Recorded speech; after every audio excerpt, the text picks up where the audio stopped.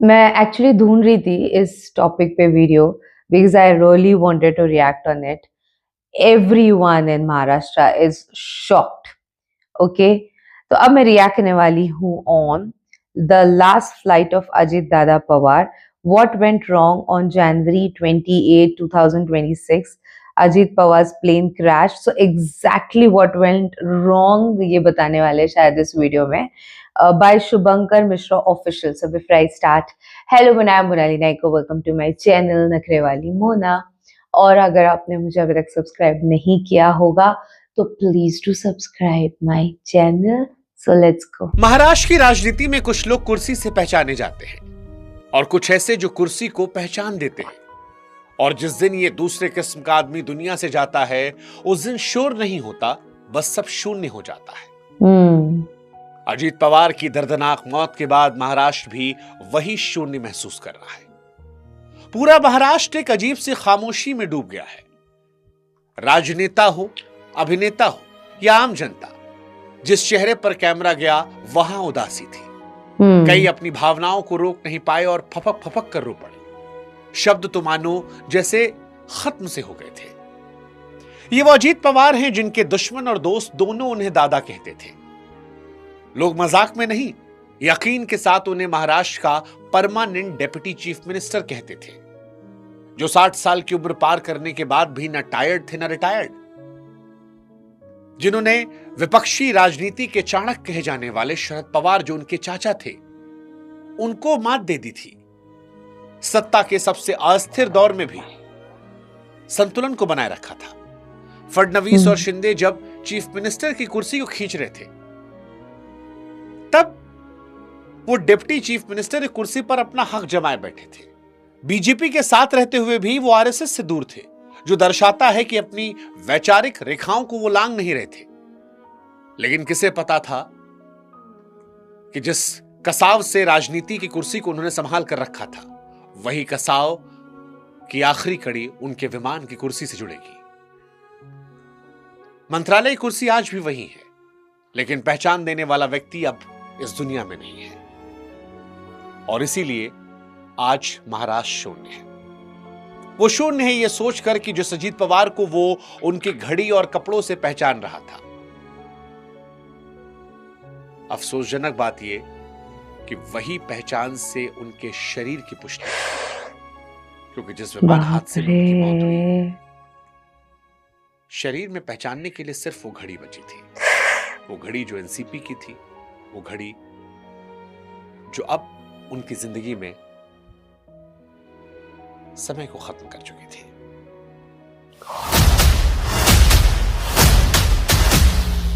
ये कहानी अजीत पवार की है और आज इस वीडियो में हम आपको बताएंगे कि अजीत पवार की आखिरी उड़ान में क्या क्या हुआ. कैसे भारत में कई बड़े नाम हैं जो विमान दुर्घटनाओं का शिकार हुए. हम आपको बताएंगे कि अजीत पवार महाराष्ट्र की सियासत में क्या कद रखते थे, उनकी विरासत का आगे क्या होने वाला है, कौन है जो उनको आगे ले जाएगा, और बहुत सारे सवाल हैं जो इस वीडियो में आपको मिलेंगे. तो अगर आपके पास 10 मिनट है तो आप समय देकर सुन सकते हैं. सबसे पहले हुआ क्या था. देखिए, 28 जनवरी 2026 की सुबह सब कुछ कार्यक्रम के हिसाब से चल रहा था. मुंबई से अजीत पवार का विमान जो है वो बारामती के लिए चलता है. अजीत पवार को लेकर बताया जाता है कि वक्त के पाबंद थे. सुबह लगभग 8 बजे उड़ान भरी. बारामती उनका घर था. वहां लोग सिर्फ नेता नहीं, परिवार का हिस्सा मानते थे. उन्हें पहुंचने में बस कुछ ही मिनट बचे थे. रनवे तैयार था, मौसम ठीक था, कंट्रोल रूम में बातचीत भी सामान्य थी. लेकिन शायद किस्मत ने एक डरावनी कहानी लिख रखी थी. लैंडिंग की दूसरी कोशिश के दौरान रनवे से केवल 100 मीटर पहले विमान का संतुलन बिगड़ गया. फिर एक तेज धमाका हुआ और 2 टुकड़ों में विमान टूट गया. देखते ही देखते भीषण आग लगी. 8:45 के आसपास सब कुछ होता है.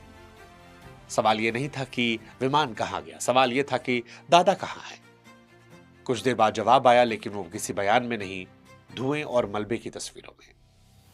हादसे में अजीत दादा, उनके साथ उनके सुरक्षा कर्मी विदित जाधव, अटेंडेंट पिंकी माली और दोनों पायलट, जिसमें सुमित कपूर और उनके को पायलट शंभवी पाठक की मौके पर मौत हो गई. फिलहाल एयरक्राफ्ट एक्सीडेंट इन्वेस्टिगेशन ब्यूरो की टीम जो है जांच कर रही है. लेकिन महाराष्ट्र के लिए उस लगाम का टूट जाना था जिसकी आदत पूरे राज्य को लग गई थी। अजीत पवार की जिंदगी का स्ट्रगल बाकी राजनेताओं जैसा नहीं था। बाकी राजनेताओं को विरोधी पार्टियों से लड़ना होता है। अजीत पवार की सबसे बड़ी लड़ाई उनका सरनेम थी। शरद पवार का भतीजा होना एक वरदान था, लेकिन वो अपने साथ बहुत सारी उम्मीदों को लेकर भी आया था और ये बोझ भी बन रहा था क्योंकि वो उस पहचान से आगे निकल ही नहीं पा रहे थे। 22 जुलाई साल 1959 को जन्मे अजीत ने कम उम्र में अपनी काबिलियत को साबित कर दिया था।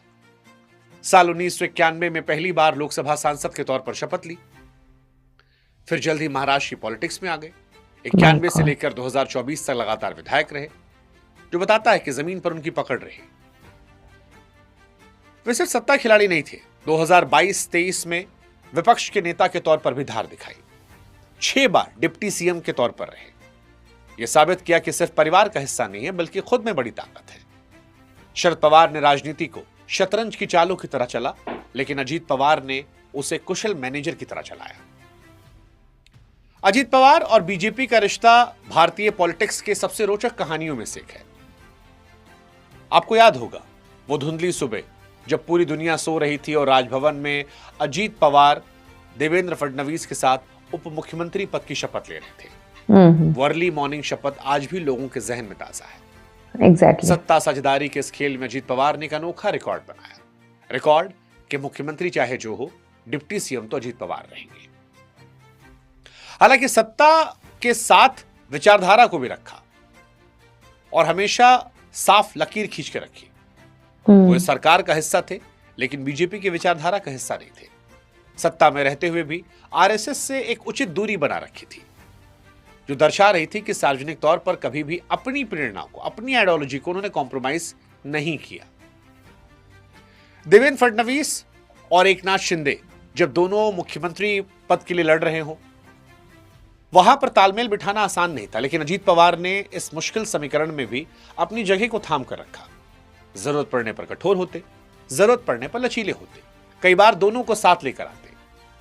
फडणवीस की चतुराई और शिंदे की लोकप्रियता के बीच अजीत पवार उस फेविकोल की तरह थे जिसने सरकार को जोड़कर रखा था, और उनकी ये राजनीतिक पकड़ उनके बयानों में भी झलकती है। वो बयान आज भी लोगों के जहन में है। जब उन्होंने कहा कि सीएम कौन बनेगा, तो कहा बाकियों का पता नहीं, लेकिन मैं तो डिप्टी सीएम रहूंगा, और फिर सब हंसने लगे। वो जो एक बहुत ही हाई इंटेंस माहौल था वो नॉर्मल हो गया। एग्जैक्टली। उनका समझ में आएगा, मैं तो लेने वाला हूं। ये उनका आत्मविश्वास था कि सत्ता का समीकरण चाहे जो हो, महाराष्ट्र को चलाने के लिए उनकी जरूरत हमेशा रहेगी। और बड़े दुख की बात है कि जिस कसाव ने उन्हें राजनीति में मजबूत रखा, उसी कसाव की भाषा में उनकी आखिरी यात्रा खत्म हुई। विमान की सीट बेल्ट एक ऐसा प्रतीक बनी जिसकी किसी ने कल्पना तक नहीं की थी। अजीत पवार की मौत ने एक पुराने सवाल को फिर से खड़ा कर दिया है कि आखिर क्यों देश के कई ताकतवर चेहरों को हमने हवाई हादसों में खोया। यह फहरिस्त बहुत लंबी, दर्दनाक है। डॉक्टर होमी जहांगीर भाभा, भारतीय परमाणु ऊर्जा कार्यक्रम के जनक, 1966 में एक विमान दुर्घटना का शिकार हुए। हालांकि तब सीधे सीधे सीआईए पर आरोप लगे थे। संजय गांधी 1980 में युवा कांग्रेस के कद्दावर नेता, इंदिरा गांधी के बेटे, उस दौर के सबसे ताकतवर व्यक्ति, वो एक दुर्घटना का शिकार हुए। माधवराव सिंधिया, ग्वालियर के महाराजा, दिग्गज नेता, ज्योतिरादित्य सिंधिया के पिता, केंद्रीय मंत्री, वो दुर्घटना का शिकार हुए। वाईएस राजशेखर रेड्डी, आंध्र प्रदेश के जननायक मुख्यमंत्री, वो दुर्घटना का शिकार हुए। जनरल विपिन रावत, अभी 2021 में भारत के पहले सीडीएस, वो एक दुर्घटना का शिकार हुए। विजय रूपाणी, गुजरात के पूर्व मुख्यमंत्री, बाप रे, जो लिस्ट लंदन कितनी जाने वाली लंबी फ्लाइट में है। बैठे थे, जिस घटना ने पूरे देश को झकझोरा था। और अब अजीत पवार। अजीत पवार जिस विमान में थे, ये विमान 2023 में भी मुंबई में फिसल गया था। हालांकि तब सब बच गए थे, लेकिन 2026 की इस सुबह मौत ने कोई मौका नहीं दिया। और जब ऐसे हादसे होते हैं तो सिर्फ एक इंसान को देश नहीं खोता, बल्कि काम करने का एक बड़ा विजन भी खो देता है। हम ये नहीं कह रहे कि यह साजिश है, लेकिन यह अफसोसजनक है कि देश ने कई महत्वपूर्ण लोगों को विमान हादसे में खो दिया। अब बात बारामती कर लेते हैं। बारामती वो शहर है जिसके लिए अजीत पवार सिर्फ विधायक नेता नहीं थे, वो उनके परिवार के सदस्य जैसे थे। एग्जैक्टली। सड़क, स्कूल, नहरों में उनकी मेहनत दिखती है और इसीलिए लोग कह रहे हैं कि दादा ने सिर्फ विकास नहीं अपनापन दिया था। वहां के लोग काफी भावुक हो गए। लेकिन अब सवाल है कि विरासत है क्या, एनसीपी है क्या, और ये दुखद भी है क्योंकि पॉलिटिक्स यही है। अजीत पवार मर गए लेकिन सियासत तो चलेगी, एनसीपी रहेगी। अब एनसीपी किसकी? क्या शरद पवार पूरा कंट्रोल कर लेंगे सुप्रिया सुले के साथ, या अजीत पवार के साथ जो लोग हैं वो इसे आगे बढ़ाएंगे? देखिए, अजीत पवार के अचानक जाने से महाराष्ट्र की राजनीति में जो शून्य पैदा हुआ वो गहरा हो गया है। सवाल यह है कि अब उनकी विशाल विरासत को आगे कौन बढ़ाएगा? क्या उनके बेटे जय पवार या पार्थ पवार राजनीति के इस कांटों भरी धुरी को थाम पाएंगे? बारामती की जनता अब जय और पार्थ में दादा की झलक ढूंढेगी, जो रफ्तार और सख्त प्रशासन के लिए जानी जाएगी। अजीत पवार जिस एनसीपी को लीड कर रहे थे उसके भीतर अब नेतृत्व का संकट खड़ा हो गया है। कई बड़े नेता हैं, प्रफुल्ल पटेल जैसे, सुनील तटकरे जैसे, लेकिन क्या वो उस एकजुटता को बरकरार रख पाएंगे जो दादा के नाम पर टिकी थी? क्या यह महाराष्ट्र सरकार पर भी असर करेगी, फडणवीस शिंदे सरकार पर? अजीत पवार उस सरकार के प्रशासनिक इंजन थे, उनके बिना डिलीवरी पॉलिटिक्स का मॉडल भी धुंधला पड़ सकता है। खैर, निष्कर्ष यही है कि अजीत पवार का जाना महाराष्ट्र की राजनीति का अंत नहीं है, लेकिन उस काम करने के तरीके का अंत जरूर है जहां सख्ती और रफ्तार ऊपर थी। राजनीति में शोर आएगा, बयानबाजियां होंगी, गठबंधन बदलेंगे, लेकिन अजीत पवार नहीं होंगे। 66 साल की उम्र में जब अपने अनुभव के सबसे ऊंचे मुकाम पर थे तो वो इस दुनिया से चले गए। कुर्सी वही, मंत्रालय वही, लेकिन अब पहचान देने वाला व्यक्तित्व महाराष्ट्र के लिए नहीं है। महाराष्ट्र ने अपनी राजनीति की वो मजबूत धुरी खोई है जो सबको रास्ता भी दिखा रही थी, स्थिरता भी दे रही थी। और अब सभी महाराष्ट्रवासियों की तरफ से, देशवासियों की तरफ से हम यही कहेंगे कि अलविदा दादा, आपकी कुर्सी खाली हो गई, लेकिन महाराष्ट्र और देश की यादों में आप हमेशा बसे रहेंगे। बहुत ज्यादा। ओम शांति, जय महाराष्ट्र। महाराष्ट्र इतना शांत है right now. Schools, gyms, shops, सारी सब कुछ बंद है बिकॉज लाइक एवरीबडी, मैं जब व्हाट्सएप खोल रही हूँ, अब आई डोंट नो इफ अब मुझे दिखेगा या नहीं, बट एवरीबडी सबका वो सर्कल आता है ना जो स्टेटस होता है, everybody, it is all about Ajit Dada. It is like oh my God, see everybody. मैं खोलूं और वो नाम ना हो तो ऐसे मुझे बता, अब मैं खोलूं वो, सो लोगों को पता है कि उन्होंने महाराष्ट्र के लिए क्या किया, लोग जानते हैं वो क्या है, ठीक है। So that is the reason we all could feel that very, very, very deeply, and I could see that already around me, जहाँ पे लोग इतने दुखी है, everybody talking only about it, everybody. So yeah, मेरे को थोड़ा वीडियो लाने में लेट हुआ because I was like just actually finding a perfect video, but मेरा ऐसा है कि मैं वीडियो पहले देखती नहीं हूँ, डायरेक्टली रिएक्ट करती हूँ। So I was just wanted to know exactly कुछ moments तब क्या हुआ, कैसे हुआ, everything, you know, the moments which the conversation or something like that जो थोड़ा सा लैक था इसमें, तो वो कॉन्वर्जेशन हो, क्या हुआ, कैसे हुआ, यू नो, पता नहीं, मैं बहुत डीप चली जाती हूँ इन सारी चीज़ों में। So I don't know if you think in that way, तो आप मुझे बताना नीचे कमेंट में, but this is all about my reaction.